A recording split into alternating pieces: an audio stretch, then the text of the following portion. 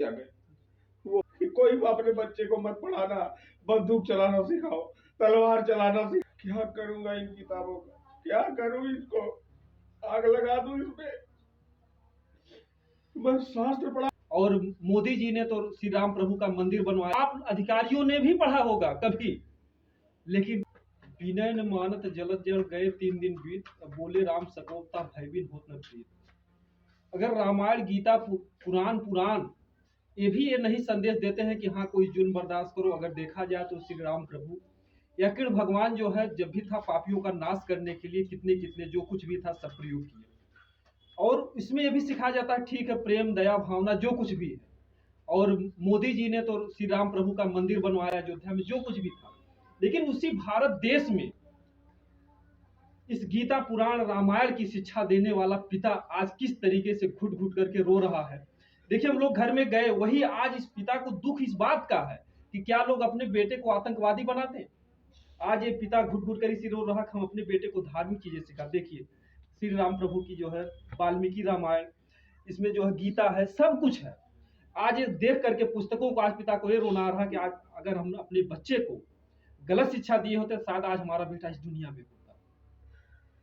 क्या करूंगा इन किताबों का, क्या करूं इसको, आग लगा दूं इसमें।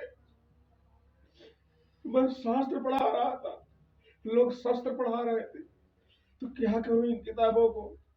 और हर गरीब से कहूंगा कि भैया पढ़ाना मत, बच्चों को बंदूक चलाना जरूर सिखाना, तलवार चलाना जरूर सिखाना, नहीं तो कोई मार देगा, आप भी मेरी तरह रहोगे।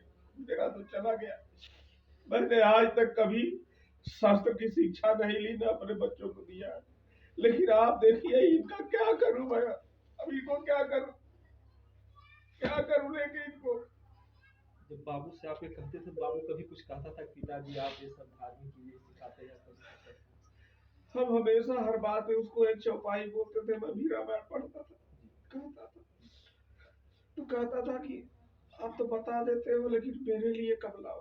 मैं इतनी सारी पुस्तकें खरीद बाबू खुद बोले थे कि आज मेरे लिए लाओ, मैं पढ़ूंगा। ये उसके लिए था। अब इसको किसको दूं, क्या करूं इनका, इन पुस्तकों को आग लगा दूं, क्या बताऊं कि कोई अपने बच्चे को मत पढ़ाना, बंदूक चलाना सिखाओ, तलवार चलाना सिखाओ, नहीं तो लोग मार देंगे।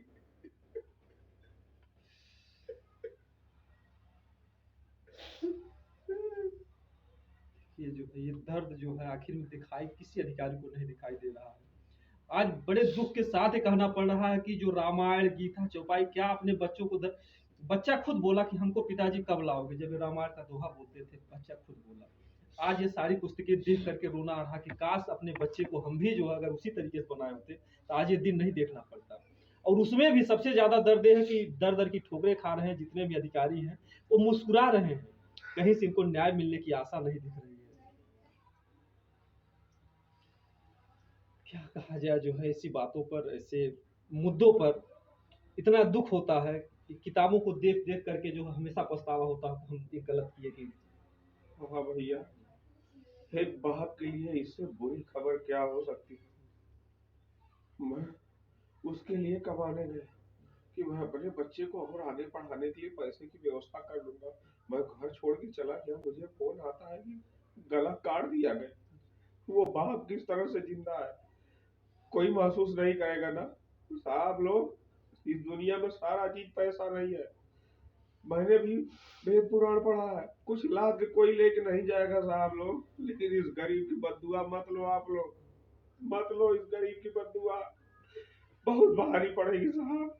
मैं कुछ नहीं करूंगा, अब जाऊंगा भी नहीं, कहीं नहीं जाऊंगा, यही रहूंगा, ऐसे ही मर जाऊंगा चलेगा। लेकिन साहब इस गरीब की बददुआ मत लो, पैसे बहुत आएंगे आपकी जिंदगी में। हमने बहुत दुनिया देखी है, पैसे से कुछ नहीं होगा साहब। किसी दिन आप इस आंसू की कीमत कहीं ऊपर वाला न करे कि आपको भुगतना पड़ जाए। बस सब कुछ नहीं बोलूंगा। बस गरीब सताए 3 गए धन धर्म और वंश, ना मानो तो देख लो रावण कौरव कंस। ये सब उसी चीज का इतिहास बना हुआ है। ये जो हमारे देश के इतिहास है, इन सभी चीजों को आप अधिकारियों ने भी पढ़ा होगा कभी, लेकिन आज ये दर्द जो है आप लोग क्या कर रहे हो क्या नहीं कर रहे हो। कम से कम हमारा निवेदन है कि अब से अगर आप लोग जाग जाइए। इनके बेटे को तो नहीं लाओगे, लेकिन कम से कम जो पिता की मांग थी आप दौड़ा रहे हो। आज भूख प्यास से जो है तड़प रहे हैं पिता जो है। कल से आने के बाद जो निराशा हुई है, ये बद्दुआएं जो है कभी खाली नहीं जाएंगी। आपकी औलाद पर आप पर जरूर पड़ेगा, भले ही कुछ ना कहें ना कहें, लेकिन ऊपर वाला देख रहा है। अगर नीचे की अदालत अगर फेल हुई तो ऊपर वाला जरूर न्याय देगा इस परिवार को। थोड़ा सा देर तो जरूर होती लेकिन अंधेर नहीं होती है। तो ये तो अब आप लोगों के ऊपर है, आप इस परिवार की दुआएं लोगे या बददुआएं लोगे। तो इसके अब जितने भी अधिकारी हैं, अगर इस पिता की हार्ट अटैक से जान चली गई या रोते रोते जान चली गई, दूसरा कोई नहीं जिम्मेदार होगा। जितने अधिकारी यहाँ आए हैं सब अधिकारी जिम्मेदार होंगे। मैं अपने चैनल के माध्यम से कह देता हूँ कि जो जैसा करता है उसके जीवन में भले ही लेट हो, लेकिन वैसा होता है। तो कम से कम ऐसा मत कीजिए। कम से कम कुछ तो दया इंसानियत, ये भारत देश है, कम से कम कुछ दया इंसानियत दिखाइए। ये जितने भी रामायण कुरान ये सब भी तो यही संदेश देते हैं कि अपराधियों को नहीं छोड़ना चाहिए। श्री राम प्रभु ने भी कितने लोगों का, या कृष्ण भगवान ने कितने लोगों का, ये सब इसी यही तो संदेश देते हैं कि हमेशा जो है धर्म की विजय हुई, सत्यमेव जयते। लेकिन यहाँ पर जो देखा जा रहा है सत्यमेव जयते नहीं, यहाँ पर अपराधी और जो पापी हैं उन्हीं का झंडा ऊपर दिखाई दे रहा है। जैसा वो कहते थे वैसा ही पिता को सामने दिखाई दे रहा है। आज लोगों का धर्म से विश्वास चला जाएगा। जो हमेशा ये होता था ना कि सत्यमेव जयते, सत्य की विजय होती, हमेशा आपको भी यही सुनाया जा रहा होगा। जब इतनी भैया होती रही होगी कभी सत्य की विजय, आज तो नहीं हो रही है ना। आप भी देख रहे हो ये कलयुग है साहब। आप जिसके साथ नेकी करोगे वही आपका गला काटेगा। इन लोगों को मैं खाना खिलाता, पूरा मोहल्ला मिलकर इनको मारता था इनकी हरकतों से। मैं सबको डांटता था, कह रहे यार इंसानियत मानवता नाम कोई चीज है। मैं खाना लेके इन लोगों को खिलाता था। जब ये लोग छोटे छोटे थे तो मेरे माँ बाप ने इनको खिलाया। इनके घर पे खाने के लिए नहीं था कुछ, हमारे घर से जाता था। और आज तक यही लालता यादव कोयलरी से आते थे तो घर पे झगड़ा करके हमारे पास बोलते थे कि चाचा आपके यहाँ कुछ बना होगा। बिल्कुल है यार, आ जाओ, साथ में खिलाते थे। क्या इस जमीन का टुकड़ा, यह जमीन जो है, ये जमीन का टुकड़ा इतना कीमती हो गया कि मेरे बच्चे की जान उसके मामले में कुछ भी नहीं रह गई। इस जमीन के नाते हमारा बच्चा हमारा अनमोल रतन था, वो मेरे जीने का सहारा था। लेकिन इसी लालता ने हमारे बच्चे को कटवा दिया। खड़ा होकर कटवाया है, घेर के कटवाया है। 4 लोग आगे से घेरे हैं, पीछे से आके मुंडी काटा है वो। लेकिन किसी की समझ में नहीं आता।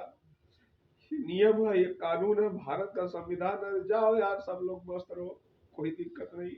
हमारे हिस्से में जो है हम झेल लेंगे। लेकिन अब किसी के दरवाजे पे अब नहीं जाएंगे भैया, अब नहीं जाएंगे। मैं खुददार आदमी, पढ़ा लिखा होके भी पल्लोदारी करता था। जो काम मिल जाता था, छोटा मोटा बड़ा जो भी मिलता था, मैं सब कुछ करके अपने बच्चों को अच्छी शिक्षा दे रहा था। पढ़ा रहा था कि भैया ये जमाना इस तरह से नहीं है, इस तरह से आप लोग समझो, ये सारी चीजें पढ़ो। मैं हर दम चौपाइयाँ सुनाया करता था उसको। तो बोलता था कि पापा आप सुनाते हो, हमको पढ़ने के लिए ला दो। इतनी सारी पुस्तकें मैं खरीद के लेके आया। मैं आज बेवकूफ साबित हो गया ना कि पुस्तक पढ़ाना, धर्म पढ़ाना, ये सब बेकार है। इस दुनिया में अधर्म पढ़ाओ, दुराचार सिखाओ, अनैतिकता सिखाओ, यही सब है और कुछ नहीं है। नहीं तो जी नहीं पाओगे, काट दिए जाओगे। आप ही मेरे अनुराग की तरह काट दिए जाओगे।